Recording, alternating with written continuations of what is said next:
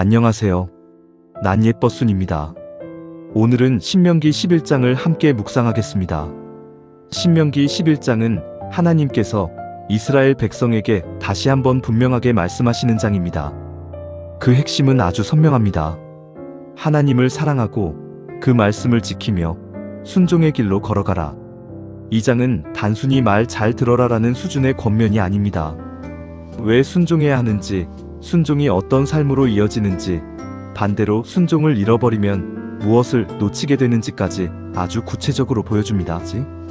오늘 말씀을 통해 우리는 하나님 앞에서 순종이 왜 중요한지, 그리고 지금 우리의 삶에서 순종이 어떤 모습으로 나타나야 하는지를 함께 묵상해 보겠습니다.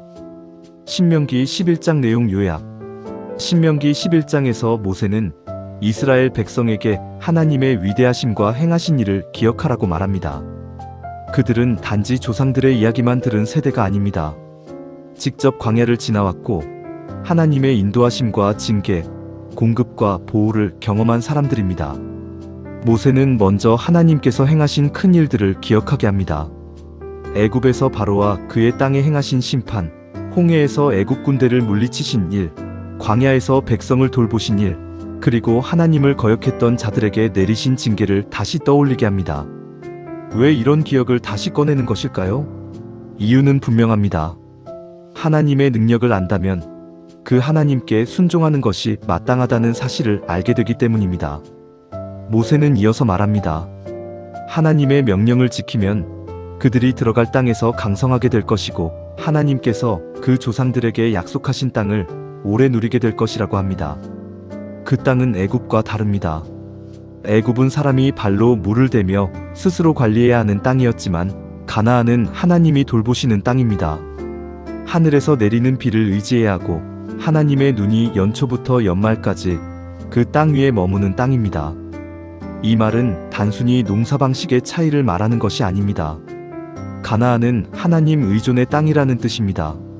자기 힘과 계산으로만 사는 곳이 아니라 하나님의 공급과 은혜를 매일 바라보며 살아야 하는 자리라는 것입니다. 그래서 모세는 더욱 강하게 권면합니다. 만일 너희가 하나님을 사랑하고 마음을 다하고 뜻을 다해 그분을 섬기면 하나님께서 때를 따라 비를 주시고 곡식과 포도주와 기름을 얻게 하시고 가축을 위한 풀도 주셔서 배부르게 하실 것이라고 말씀합니다.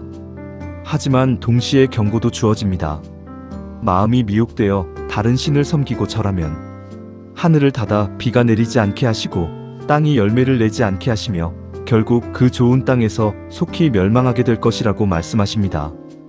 그리고 이 말씀을 마음에 새기고 손목에 메고 미간에 붙여 표로 삼고 자녀에게 부지런히 가르치며 집에 앉았을 때든 길을 갈 때든 누웠을 때든 일어날 때든 말씀하라고 하십니다.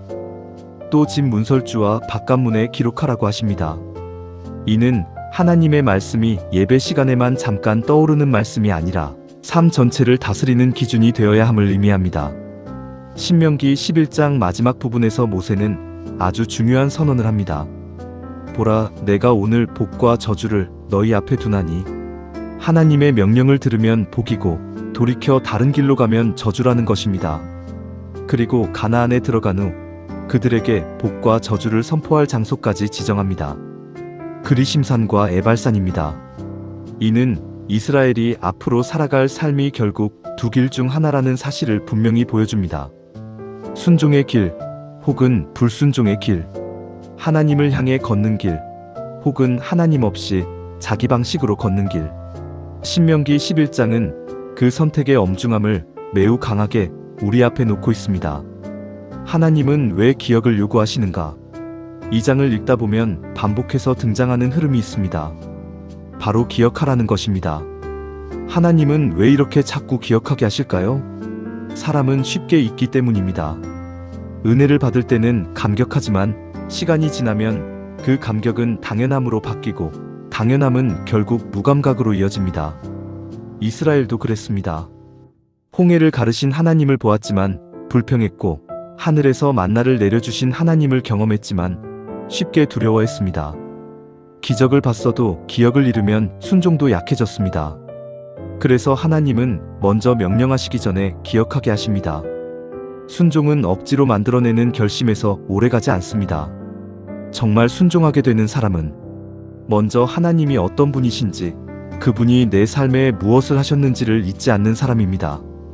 우리도 마찬가지입니다. 하나님께 대한 순종이 약해질 때는 대부분 하나님이 누구신지 몰라서가 아니라 그분의 은혜를 잊었기 때문입니다. 기도 응답을 받았던 날을 잊고, 무너졌던 자리에서 붙드셨던 순간을 잊고, 길이 없을 때 열어주셨던 때를 잊어버리면 사람은 다시 자기 계산으로 돌아갑니다. 그래서 믿음의 사람은 기억하는 사람입니다. 하나님의 은혜를 자주 떠올리는 사람, 지나온 길에서 하나님이 하신 일을 기록하는 사람, 말씀을 통해 하나님의 성품을 반복해서 되새기는 사람입니다. 순종은 기억 위에 세워집니다. 가나안은 하나님을 의지해야 하는 땅입니다. 신명기 11장에서 매우 인상적인 부분은 가나안과 애굽을 비교하는 대목입니다. 애굽은 사람이 스스로 물을 대는 땅이었습니다. 인간의 시스템, 인간의 힘, 인간의 계산이 강하게 작동하는 공간으로 볼 수 있습니다. 반면 가나안은 하늘의 비를 기다리는 땅입니다. 하나님이 돌보지 않으시면 살 수 없는 구조를 가진 땅입니다. 이것은 오늘 우리의 삶에도 아주 깊은 의미를 줍니다. 우리는 애굽 같은 삶을 원합니다.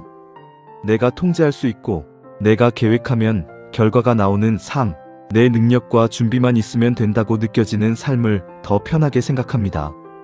그런데 하나님은 종종 우리를 가나안 같은 자리로 이끄십니다. 내 실력만으로는 안 되고, 내 경험만으로는 부족하고, 내 예측대로 되지 않는 자리입니다.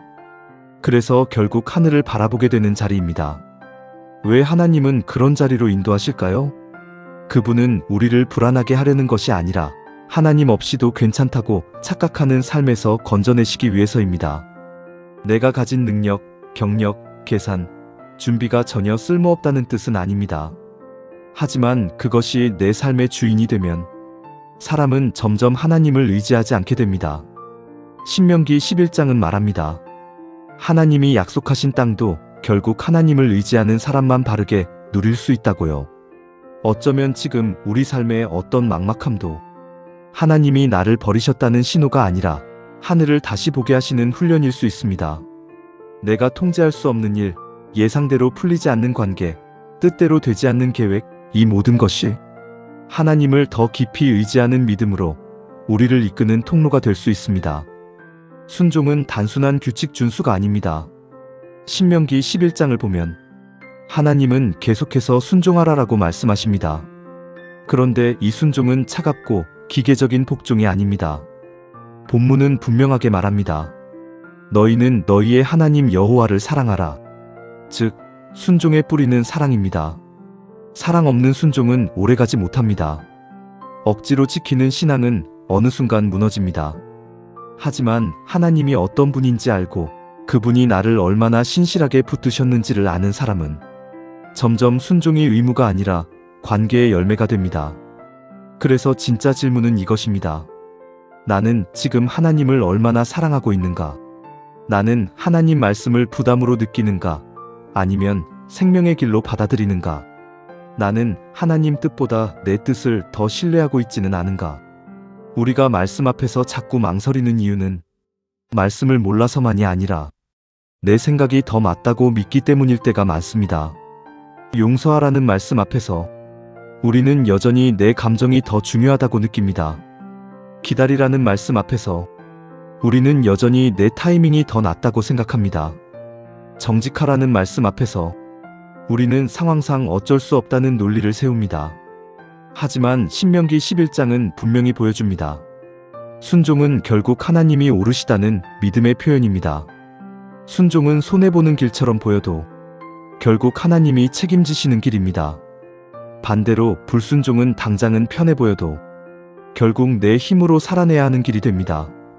말씀은 삶의 중심에 있어야 합니다. 이 장에서 매우 중요한 명령 중 하나는 말씀을 마음에 두고 자녀에게 가르치고 삶 속에서 반복해 말하라는 부분입니다. 하나님은 말씀을 단지 머리로 아는 지식으로 두지 않으십니다. 삶의 현장에 새겨 넣으라고 하십니다. 집에 앉았을 때도, 길을 갈 때도, 누웠을 때도, 일어날 때도. 이 표현은 하루 종일, 삶 전체라는 뜻입니다. 즉, 신앙은 특정한 시간대의 종교 행위가 아니라 삶 전체를 다스리는 방향이어야 한다는 뜻입니다. 오늘 우리는 말씀을 얼마나 삶 가운데 두고 있을까요?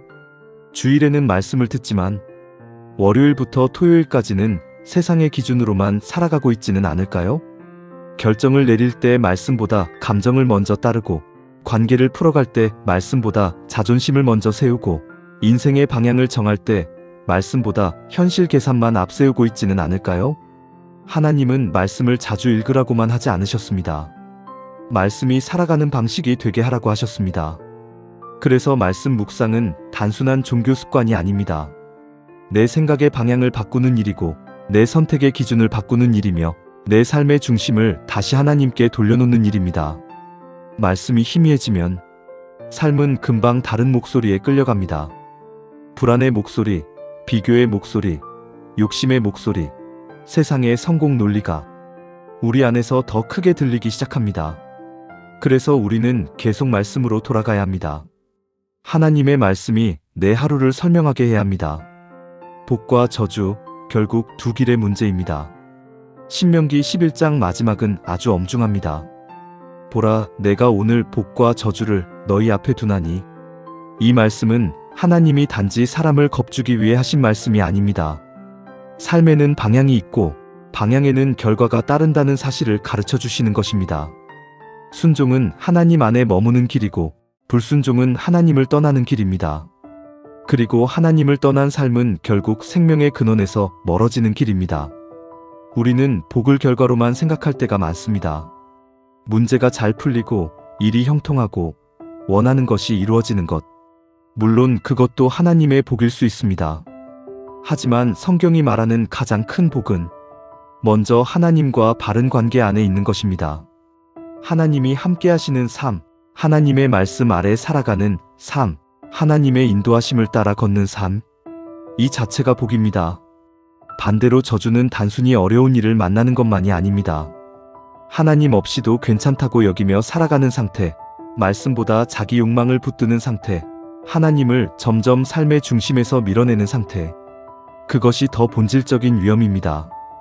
그래서 신명기 11장은 우리에게 질문합니다. 지금 나는 어느 길 위에 서 있는가? 내 선택들은 하나님을 향하고 있는가? 아니면 하나님 없이도 괜찮은 삶을 향하고 있는가? 믿음은 막연한 감정이 아니라 매일의 선택으로 드러납니다. 작은 정직, 작은 용서, 작은 절제, 작은 순종, 작은 신뢰. 그 쌓임이 결국 복의 길과 저주의 길을 가릅니다. 오늘 우리의 삶에 적용해 본다면, 그렇다면 신명기 11장은 오늘 우리에게 어떻게 적용될 수 있을까요? 첫째, 은혜를 기억해야 합니다. 요즘 신앙이 무뎌졌다면 무조건 더 강한 자극을 찾기보다 먼저 하나님이 내게 하신 일을 다시 떠올려 보아야 합니다. 내가 어디서부터 여기까지 왔는지, 하나님이 어떻게 붙드셨는지를 조용히 돌아볼 필요가 있습니다. 둘째, 하나님 의존의 삶을 배워야 합니다. 내 힘만으로 살 수 있다고 느끼는 순간 신앙은 형식이 되기 쉽습니다. 하나님은 우리가 매일 그분을 바라보게 하십니다. 기도가 필요한 하루, 은혜가 필요한 관계, 지혜가 필요한 선택 앞에서 하나님을 먼저 찾는 훈련이 필요합니다. 셋째, 말씀을 생활 속으로 가져와야 합니다. 말씀을 아는 것과 말씀대로 사는 것은 다릅니다. 오늘 들은 말씀을 하루의 선택 속에 넣어야 합니다. 가정에서, 직장에서, 사람을 대하는 태도에서, 감정을 다루는 방식에서 말씀이 실제가 되어야 합니다. 넷째, 순종을 미루지 말아야 합니다. 하나님 말씀 앞에서 자꾸 시간을 끌면 마음은 점점 굳어집니다. 작은 순종이라도 오늘 하는 것이 중요합니다. 용서해야 한다면 용서의 방향으로 한 걸음 내딛고, 멈춰야 할 것이 있다면 멈추고, 기도해야 한다면 미루지 말고 무릎을 꿇어야 합니다. 하나님은 완벽한 사람을 찾으시는 것이 아니라 말씀 앞에서 돌이키고 순종하려는 마음을 찾으십니다. 사랑하는 여러분, 신명기 11장은 우리에게 아주 단순하지만 깊은 진리를 전합니다. 하나님을 사랑하라. 그 말씀을 마음에 두라. 그리고 순종의 길로 걸어가라. 순종은 부담이 아니라 생명의 길입니다. 하나님께 붙어있는 길이고, 하나님의 돌보심 아래 머무는 길이며 내 삶을 가장 안전하게 맡기는 길입니다.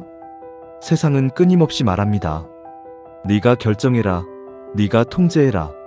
네가 원하는 길을 가라. 하지만 말씀은 말합니다. 하나님을 잊지 말라. 하나님을 사랑하라. 하나님께 순종하라.